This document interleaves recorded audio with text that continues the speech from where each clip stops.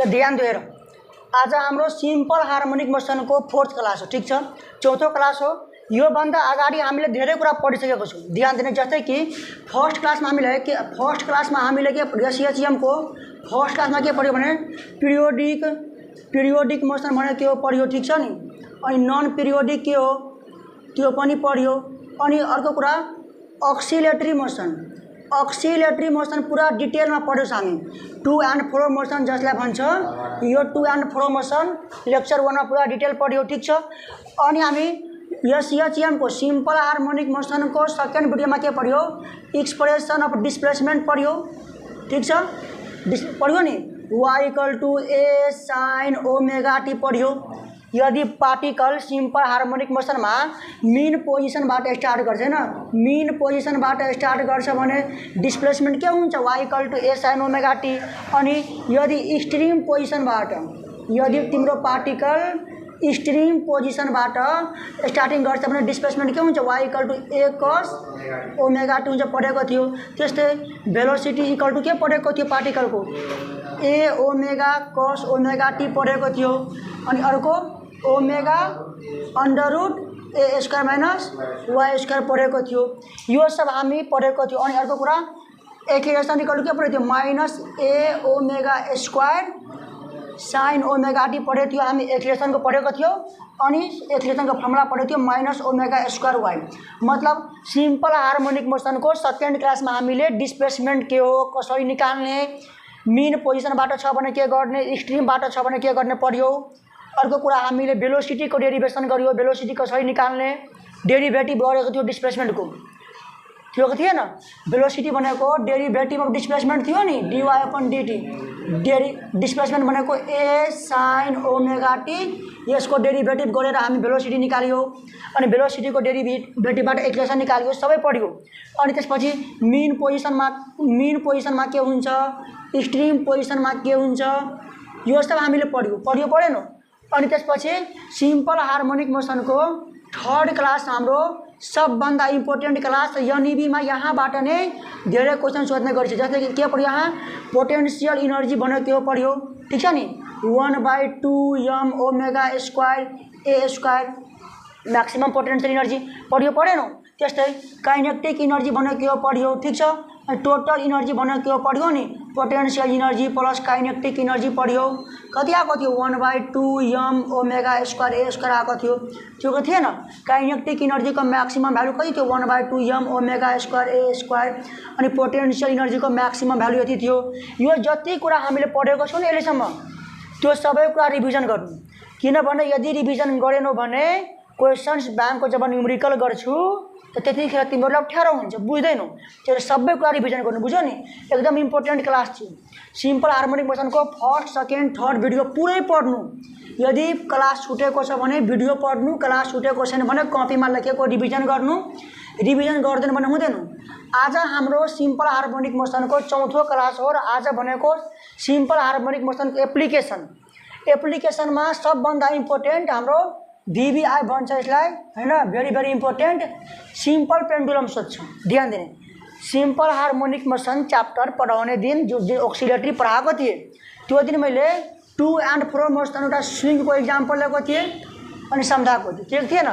अब त्यसकै example simple pendulum पनि हो, बुझेनौ।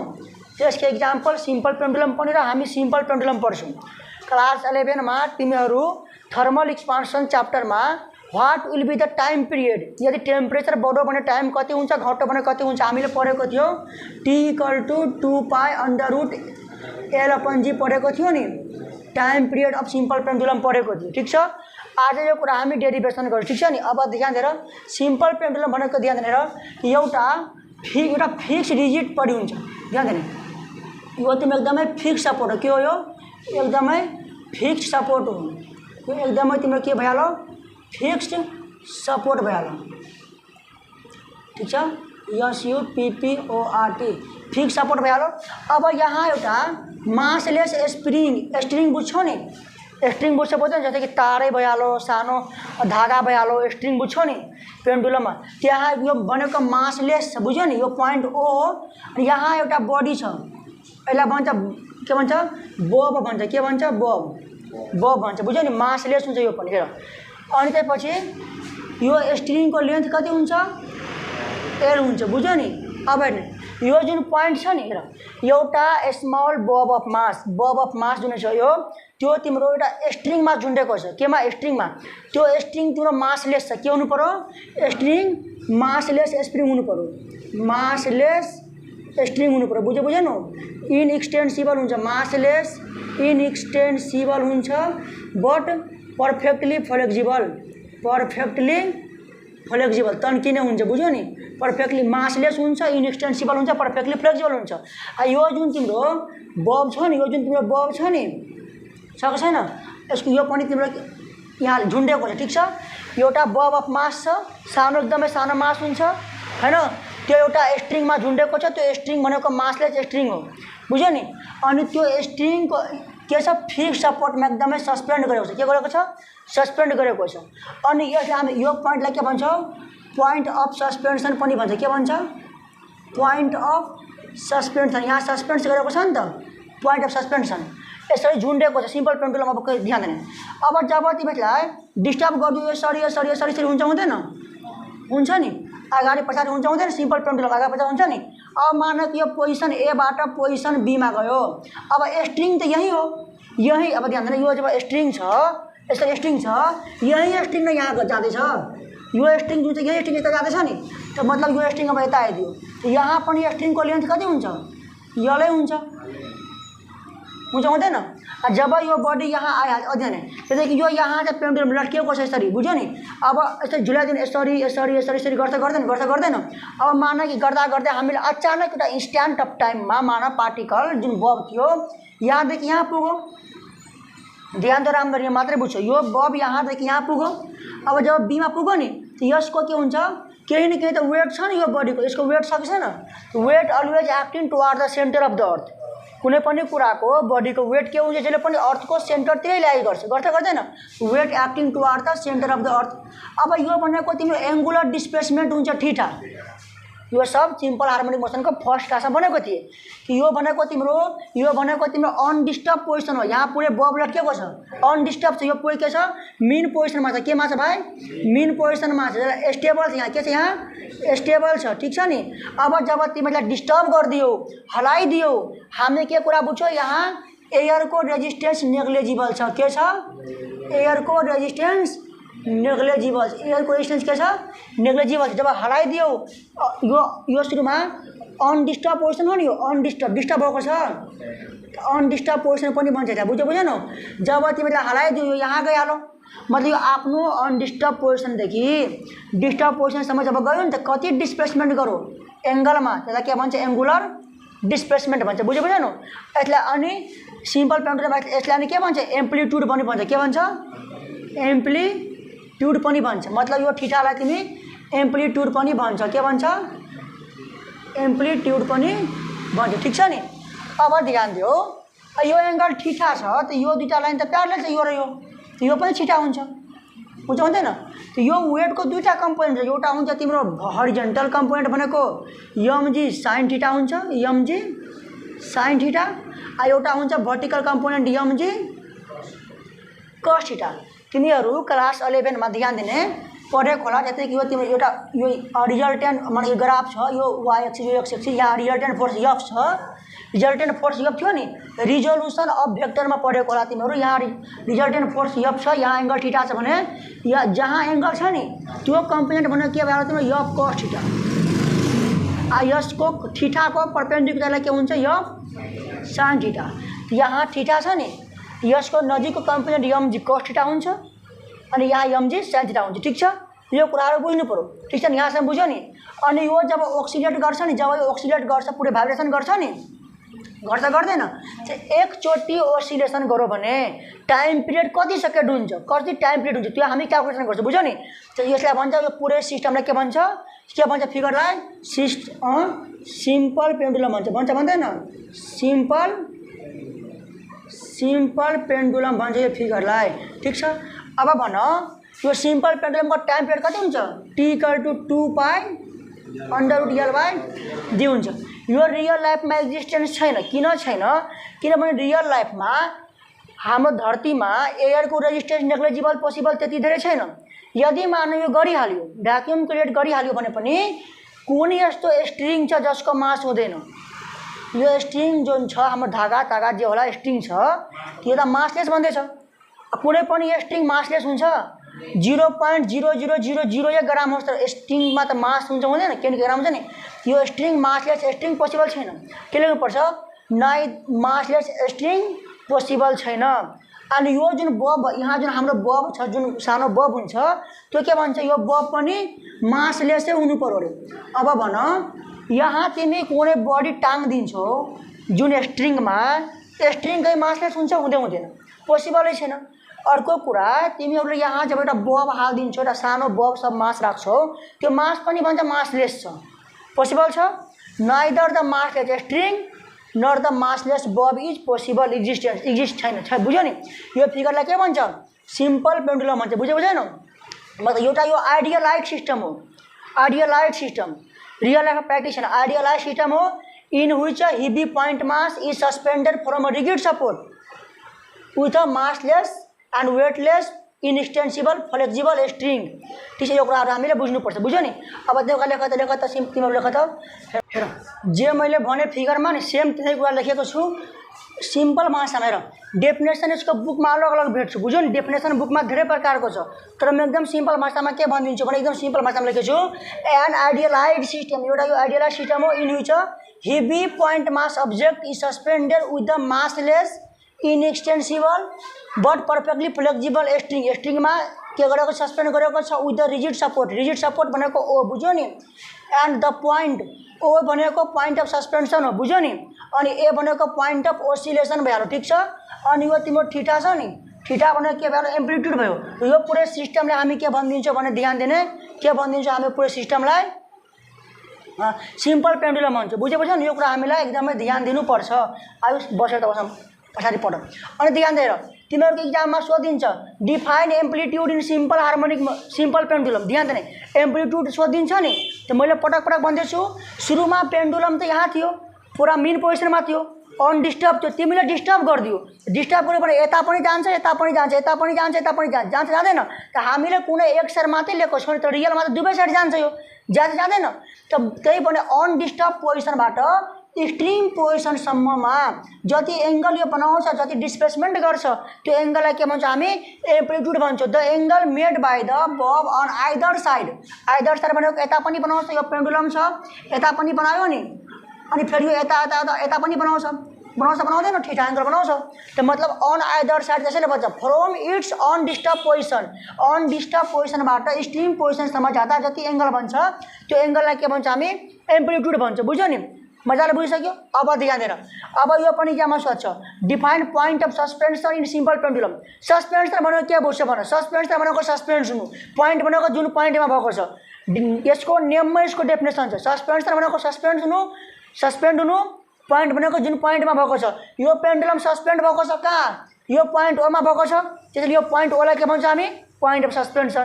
धेरै यादै गर्नु पर्दैन, डाइरेक्टली लेख न। The point from where the simple pendulum is suspended is called point of suspension. ठिक छ?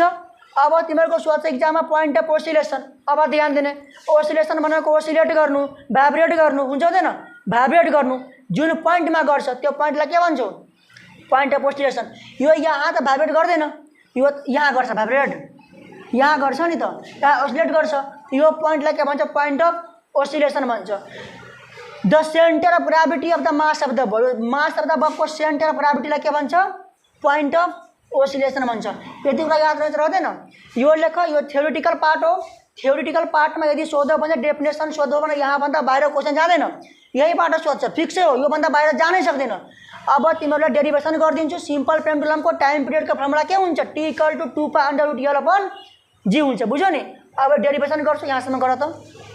लेट अस कन्सिडर बब अफ मास सस्पेन्डेड उता के छ? मासलेस इनएक्सटेन्सिबल पर फ्लेक्सिबल स्ट्रिङसँग सस्पेन्डेड छ, उता फिक्स रिजिड सपोर्टसम्म। सपोर्टमा छ नि, सस्पेन्ड गर्यो झुन्ड्याएको सस्पेन्ड गरेको छ। अब के भन्छ let O be the point of suspension. यो ओ भनेको के भइहाल्यो तिम्रो पोइन्ट अफ सस्पेन्सन भइहाल्यो। And let L be the effective length of pendulum. यो पेन्डुलमको इफेक्टिभ लेन्थलाई हामी यल सपोज गरेको छौँ, ठीक छ। अब त्यही कुरा के भन्दैछ भने let theta be the amplitude of simple pendulum. यो थीटा भनेको सिम्पल पेन्डुलमको एम्प्लिट्युड भनेको हामी लेख्छौँ, बुझ्यो नि। एम्प्लिट्युडको डेफिनेसन बुझिसक्यो। Angle made by the bob on either side from its undisturbed position to disturbed position, ठीक छ, मतलब एक्सट्रीम पोजिसन। अनि के भन्दैछ when the pendulum is undisturbed from its mean position। जब यो पेन्डुलम यो बब अफ मास छ नि, जब यो बब अफ मास छ त when the bob of mass पनि लेख्दा हुन्छ, when the pendulum लेख्दा पनि हुन्छ। जब यो अनडिस्टर्ब गरो भने यो के गरो it start to oscillate in simple harmonic motion.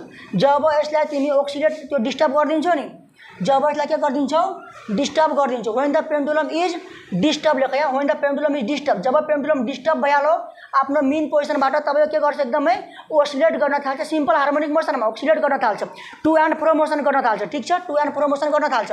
अनि त्यही कुरा भन्छ when the pendulum is at B। जब यो पेन्डुलम जब यो मास यो बीमा हुन्छ, बी पोइन्टमा हुन्छ, यसको वेट के हुन्छ भर्टिकली डाउनवार्ड हुन्छ नि। वेटको दुईटा कम्पोनेन्ट हुन्छ, एउटा हुन्छ हरिजन्टल कम्पोनेन्ट, एउटा हुन्छ vertical component. The weight of pendulum has its two component. Horizontal component तिम्रो लेख्ने माताहरू छ अनि कसरी बुझ्छौ भन त, म लेख्न टाइम दिइहाल्छु नि होइन, सुनेर हुँदैन नि, कम्तीमा बुझ्नुपर्छ नि। अहिले सुन्दैछु टेस्ट लिए फेल भइहाल्यो अस्ति, केही लेखेन, अनि घरमा पढ्नुपर्छ नि, जब बुझिहाल्छु सुनेर त टेस्टमा पहिले लेख्नु पऱ्यो नि। अनि when the pendulum is at point B, जब पोइन्ट बीमा छ भने वेट यसको दुईटा कम्पोनेन्टमा के हुन्छ हैज टू कम्पोनेन्ट रिजल्भ हुन्छ। हरिजन्टल कम्पोनेन्ट भनेको के भइहाल्यो, हरिजन्टल कम्पोनेन्ट भनेको MG sine theta. MG sine theta makes the pendulum oscillate that is to and fro motion. यो एमजी साइन थीटा छ नि, यही फोर्सले गर्दाखेरि यो एमजी साइन थीटाले गर्दाखेरि तिम्रो pendulum to and fro motion गर्छ कि एमजी कोस थीटाले गर्दाखेरि गर्छ। एमजी कोस थीटा तलतिर लाग्छ, यता भर्टिकली लाग्छ। यसले गर्यो भने त यो यताउता हुन छोडेर तलमाथि हुन थाल्छ, हुन्छ हुँदैन, तलमाथि हुन्छ, तर तलमाथि हुँदैन। यो यताउता हुँदैछ, लेफ्ट राइट टू एन्ड फ्रो हुँदैछ, आगा पछा हुँदैछ, आगा पछा हुन्छ मतलब एमजी साइन थीटा गर्छ, यो काम गर्छ। गर्दा गर्दै त्यो कुरा लेख्ने the horizontal component MG sine theta makes the pendulum oscillate that is to and fro motion गर्छ, बुझ्यो नि। एन्ड भर्टिकल कम्पोनेन्ट भने के भइहाल्यो एमजी कोस थीटा। यो भर्टिकल कम्पोनेन्ट तिम्रो यो स्ट्रिङमा जुन टेन्सन लाग्छ नि त्यो टेन्सन पनि प्रोभाइड गर्छ र टेन्सन ब्यालेन्स गर्छ, बुझ्यो न, त्यो कुरा याद राख्ने। अनि अर्को कुरा टेन्सन जहिले पनि सपोर्ट त्यही लाग्छ, यो कुरा जहिले पनि याद राख्ने। किनभने क्लास 11 मा तिमीहरू मास एन्ड पुलिस सिस्टममा पढेको होला, कुनै पनि मास एन्ड पुलिस सिस्टम पढेको छैन भने छोडिदिएर, कुनै पनि स्ट्रिङ छ कुनै पनि कुरा तन्किँदैछ भने त्यो सपोर्ट कहाँ छ, सपोर्ट कहाँ छ, टेन्सन त्यसको त्यतै लाग्छ। यो यसरी बुझ्यो, टेन्सन टाउकोमा लाग्छ खुट्टामा लाग्छ। हाम्रो लाइफमा टेन्सन टाउकोमा लाग्छ खुट्टामा। अब कतिजनालाई टाउको यहाँ हुँदैन अर्को ठाउँ हुन्छ, त्यो डल्लै कुरा हो। त जसलाई यहाँ हुन्छ टेन्सन त यही हुन्छ, त्यसैले टेन्सन एनी टाइम के हुन्छ माथि लाग्छ, उसको सपोर्टमै लाग्छ, बुझ्यो नि। घुट्नामा पनि हुन्छ धेरैजनाको, बेग्लै कुरा हो। अब त्यही कुरा यहाँ छ। अब ध्यान दिने, यो पेन्डुलममा रिस्टोरिङ फोर्स कसले प्रोभाइड गर्छ, यसले कि यसले। पेन्डुलम आगा पछा हुन्छ, ओसिलेट हुन्छ, त्यसमा कुन फोर्स काम लाग्छ, एमजी साइन थीटा कि m g cos theta. M g cos theta त टेन्सन प्रोभाइड गर्छ। यो to and fro motion pendulum जब तिम्रो ओक्सिलेसन हुँदैछ त्यतिखेर तिम्रो जुन रिस्टोरिङ फोर्स चाहियो त्यो रिस्टोरिङ फोर्स कसले दिन्छ, वेटको यो कम्पोनेन्टले एमजी साइन थीटाले। किनभने यदि एमजी कोस थीटाले दिएको भए तिम्रो पेन्डुलम त तलतिर माथितिर हुन्छ नि त, तर तिम्रो pendulum to and fro motion हुँदैछ, सिम्पल हार्मोनिक मोसनमा भाइब्रेट गर्दैछ। त भाइब्रेट गर्दैछ मतलब तिम्रो रिस्टोरिङ फोर्स कसले प्रोभाइड गरो, एमजी साइन थीटाले। त्यही कुरा लेख, the restoring force is given by के भइहाल्यो F equal to minus MG sine theta. अब माइनस किन लेख भन, किन लेख, the negative sign. Negative sign के गर्छ, negative sign indicates that, negative sign indicates that के इन्डिकेट गर्छ, the opposite direction, the opposite direction, the opposite direction of के हुन्छ angular displacement and opposite direction of angular displacement and restoring force.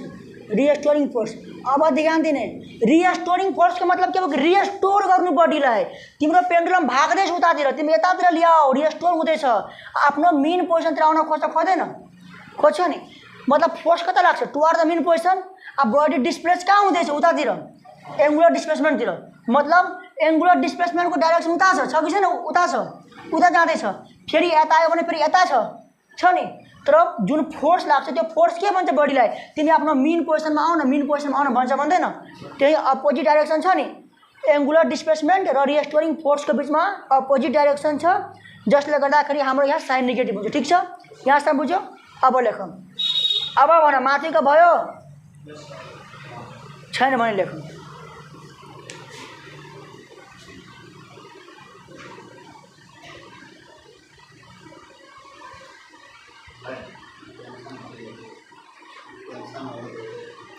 Tension भनेको production लेखायो tension भनेको नि माथि लाग्ने force हो कि जसले पनि जुन रस्सीहरू तान्छौ तिमी त तान्छौ नि त तिमी जति फोर्स तिमी रस्सी तान्छौ रस्सी तिमीले त्यति नै फोर्सले माथि तान्दै राख्छौ बुझ्यौ नि त्यसैले भन्छ रस्सीमा लाग्ने माथितिरको फोर्स कुनै पनि बडीमा उसको सपोर्टमा लाग्ने फोर्सलाई टेन्सन भन्छ त्यही भनेको यहाँ पनि तर स्ट्रिङ छ त टेन्सन त लाग्छ त त्यो टेन्सन कसले दिन्छ mg cos थीटाले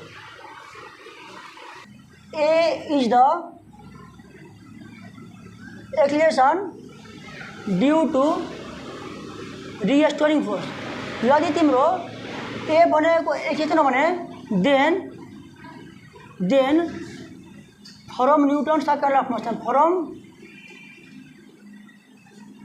न्यूटन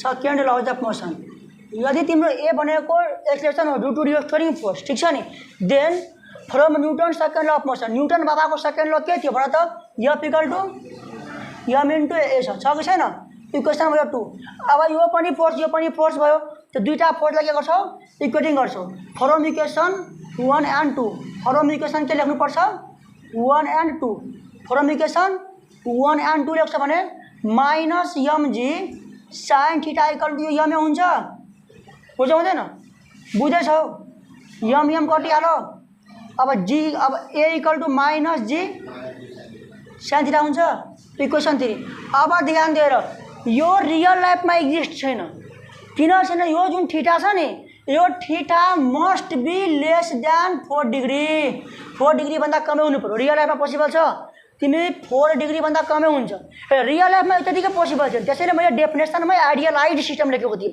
किनभने मासलेस स्ट्रिङ पोसिबलै छैन अनि मासलेस बब पनि पोसिबल छैन अर्को कुरा यो पेन्डुलम तिम्रो यो पुरै सिस्टम एयरको अब्सेन्समा गर्नु पर्यो लगभग त्यो पनि इम्पोसिबलै कुरा भइहाल्यो अनि त्यसपछि यो थीटा 4 डिग्री भन्दा पनि कमै हुनु पर्यो लगभग यो पनि इम्पोसिबल छ हाम्रो रियल लाइफको प्र्याक्टिसमा छ कि छैन 4 डिग्री अब यो 4 डिग्री भन्दा कमै किन हुनु पर्यो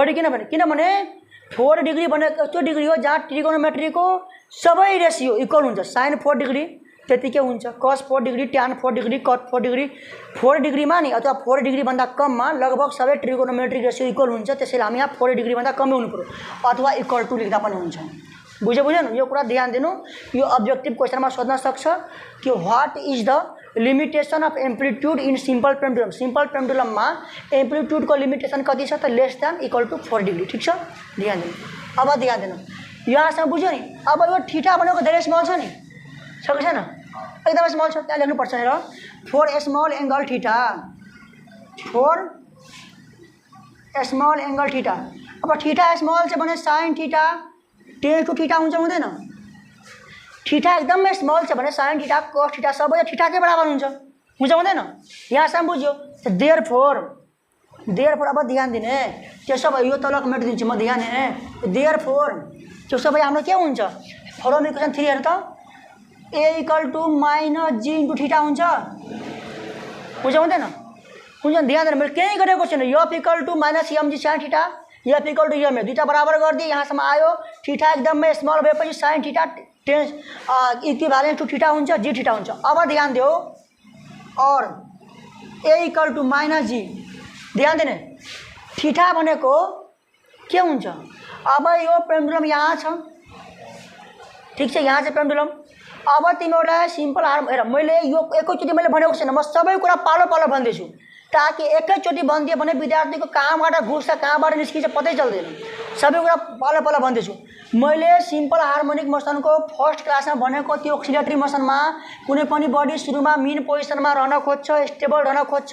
जब तिमी त्यसलाई डिस्टर्ब गरिदिन्छौ त्यसरी भाइब्रेट गर्न थाल्छ, गर्दा गर्दैन 2 and 4। अब यो यहाँ गइहाल्यो भने यो सुरुमा त डिस्प्लेसमेन्ट 0 हुन्छ मेन पोजिसनमा, त मेन पोजिसनदेखि एक्सट्रिम पोजिसनसम्म डिस्प्लेसमेन्ट के हुन्छ, y हुन्छ, हुँदैन। यो पनि त सिम्पल पेन्डुलमकै त्यो सिम्पल हार्मोनिक मोसनकै एप्लिकेसन हो।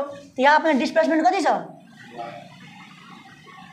सके छैन नि। अब तिमीहरू सर्कलमा एउटा कुरा पढेको हुन्छ, जस्तै कि सर्कलमा यो भनेको त आर्क भनेको त यो हो नि रे, आर्क भनेको यो हो नि। पढेको सर्कलमा कुनै पनि सर्कलको वृत्तको कुनै पनि भाग काट्छौ भने यो एङ्गल थीटा छ भने यो भनेको तिम्रो आर्क हुन्छ नि। अब आर्क भनेको के पढेको छ भने त